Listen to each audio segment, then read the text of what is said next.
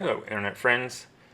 In this video I will be back riveting the elevator ribs to the skin, and the rear spar to the skin.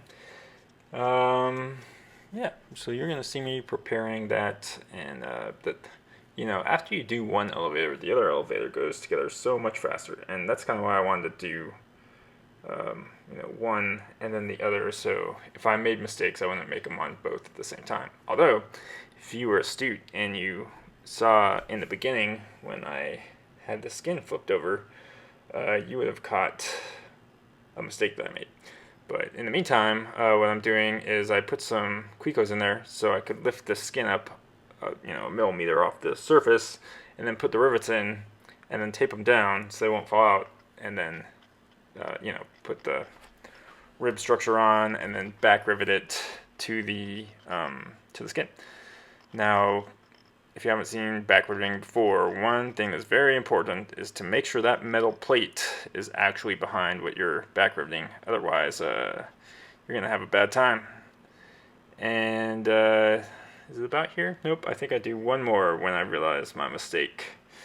But yeah, you don't want to have a bad time. You don't want to, oh, nope, here we go, I realized my mistake. This is what happened. Obviously, that's all primed. And then I realized, wait a second, I shouldn't have primed that because I need to scuff the area where I'm going to adhere these ribs. So now I'm just marking where they're supposed to be and masking them, and then I'm going to prepare that surface. And then in a future video, we'll actually mix up some Pro Seal and glue that on.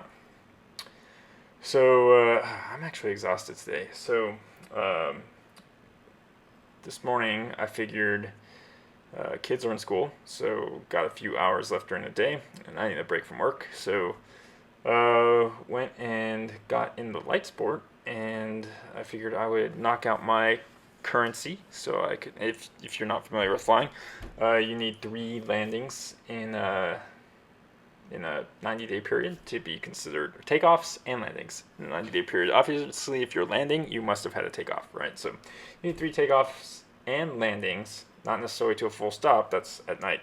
But anyway, so I thought I would go knock out my currency. I got the wife, and we flew over to the Grand Canyon. And this is where I realized, man, I really wish I've realized the shortcoming of the light sport. It's super slow. I've just been spoiled by owning a Mooney, where you can do 150, 165 knots all day long on 8 gallons an hour. And the light sport, it doesn't burn 8, it burns 6, but still 6 gallons an hour to get 100 knots is not, it's not fast. And I'm used to taking off in the Mooney out of Boulder City, and then 10 minutes later I'm over the Grand Canyon, and it took a full 40 minutes to fly over there from North Vegas. So, and then 40 minutes to fly back, and it even got to the point where I was like, oh, we stopped at Boulder City because we got to minimum fuel, and I was like, you know what, I don't want to land at North Vegas with minimum fuel. I'm going to go to the nearest airport. So stopped at Boulder City, and by then it was hot, and I was just exhausted and dehydrated and hadn't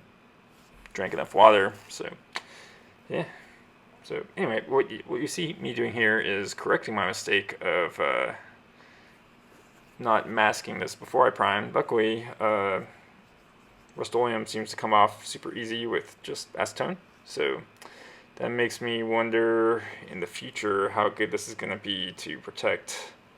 Maybe I should just get a piece of scrap aluminum, cover it in Rust-Oleum, and then, I don't know, put some droplets of water on it and see what happens. But I don't know if I really want to know. It's not like that's actually going to happen, but it might. So if I really wanted to know, I guess I would do that.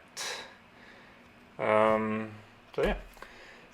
Thanks for watching this video. Again, I think after a video I'll plug the Slack channel if you want to join a bunch of other vans builders or chat about building an airplane, mostly probably a van's airplane, right? Come join the Slack channel, and hope everyone has a great weekend, and we'll see you in the next video.